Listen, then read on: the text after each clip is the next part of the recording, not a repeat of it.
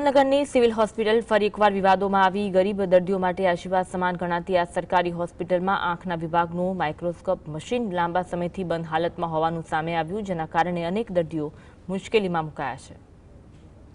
સુરેન્દ્રનગરની civil હોસ્પિટલના આંખ વિભાગમાં સારવાર માટે આવતા દર્દીઓની હાલત અત્યારે કફોડી બની છે।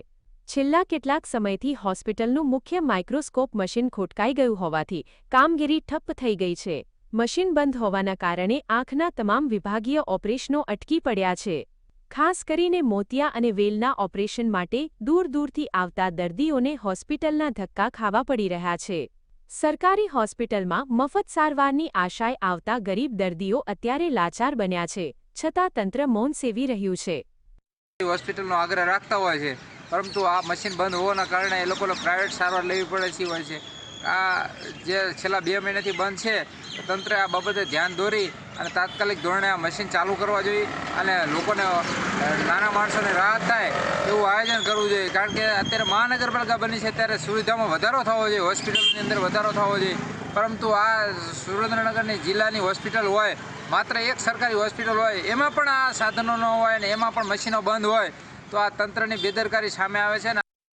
આર્થિક રીતે નબળા વર્ગના દર્દીઓ પાસે હવે ખાનગી હોસ્પિટલમાં મોંઘા ભાવે ઓપરેશન કરાવવા સિવાય બીજો કોઈ વિકલ્પ રહ્યો નથી। મફત સારવારના સરકારી દાવાઓ અહીં પોકળ સાબિત થઈ રહ્યા હોય તેવું જણાય છે। એના ઓપરેશન માટે ખાસ જરૂરી હોય છે અને આંખના કોઈ પણ કામ માટે આ મશીનની ખાસ જરૂરિયાત હોય છે।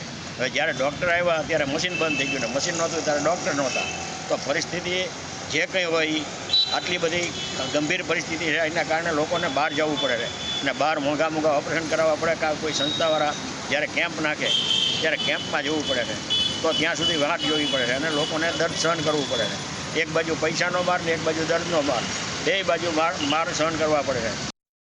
હોસ્પિટલના વહીવટદારો અને આરોગ્ય વિભાગ દ્વારા એક સામાન્ય માઇક્રોસ્કોપ મશીન રિપેર કરવામાં કે નવું લાવવામાં આટલો વિલંબ કેમ થઈ રહ્યો છે તે બાબતે અનેક સવાલો ઉઠી રહ્યા છે। ફઝલ ચૌહાણ, GSTV સુરેન્દ્રનગર।